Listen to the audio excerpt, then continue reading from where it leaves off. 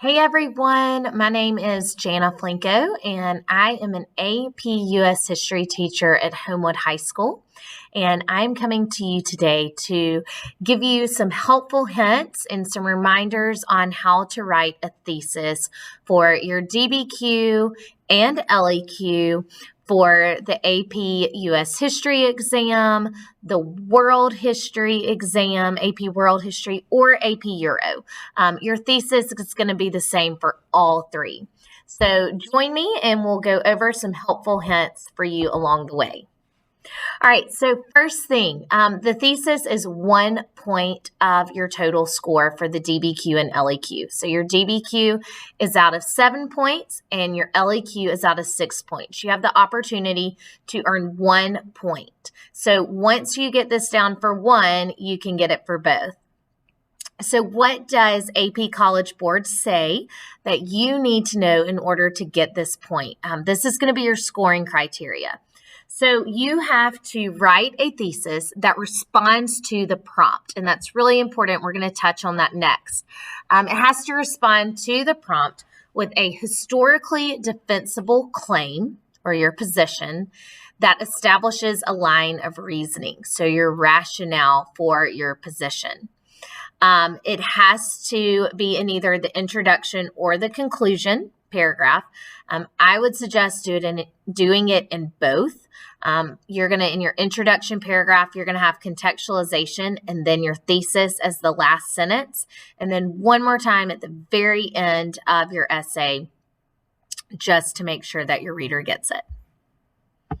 All right, so again, just like the AP Central Board says, your thesis is a formula, okay? So if you're one of those people that like A plus B equals C, this is it for you.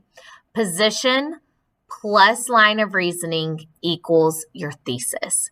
So a position plus a line of reasoning, which is sometimes called a rationale, equals your thesis. All right, so let's dive on in there and look at the first step, which is understanding the prompt. Okay, it's really hard to write a solid thesis if you don't understand what the question is asking you to do. All right, so the prompt is either going to be a comparison, which is asking you for similarities and differences, continuity and change over time, or cause and effect. All right, so when you look at the prompt, a couple things to do.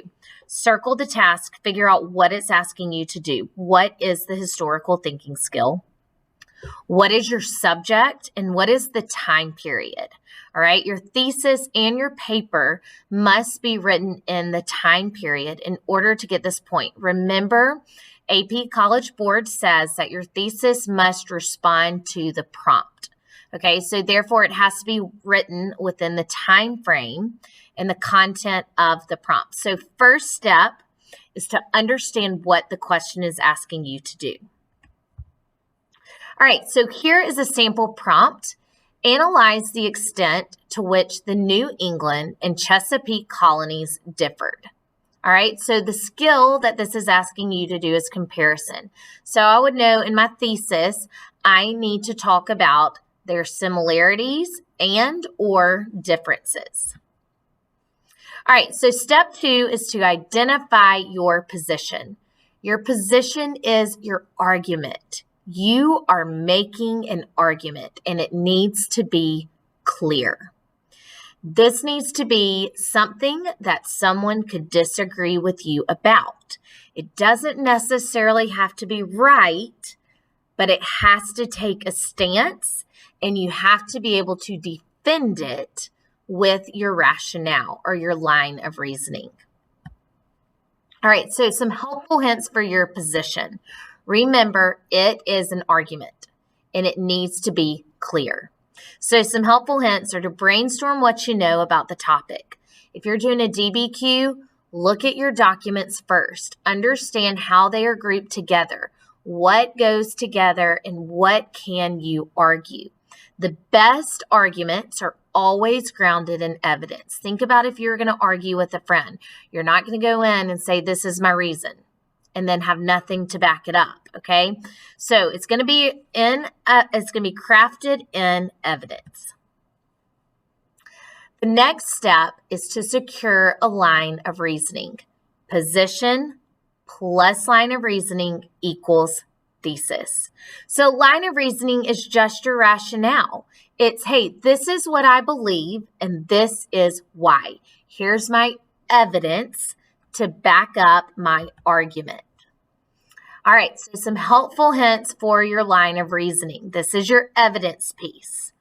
Again, group what you know. If you're doing a DBQ, you've gone through the documents, you've grouped them together. How can you use those groupings to come up with 2 or 3 solid points that back your position? If it's an LAQ, what specific factual information do you know that you can use as evidence for your position? Your groupings are going to become your line of reasoning. All right, so whether you're doing a DBQ and using documents or an LAQ and using specific factual information you know, that is your evidence to support your position. All right, so let's look at this in practice. All right, so if you remember, our sample question was to compare the Chesapeake colonies to the New England colonies. So in the left column here, I have 3 major comparisons: their geography and environment, the way they were established, and their economy. All right, so I have some similarities and differences. So if you look on the right side in red, this is my position. The New England and Chesapeake colonies differed in a variety of ways. Clear as day, I'm telling you that the colonies differed, and here's why. Due to, or you could say because, or such as. For example, any of those words to connect your position with your rationale. And then my rationale is the establishment of the colonies, environmental factors, and the economy.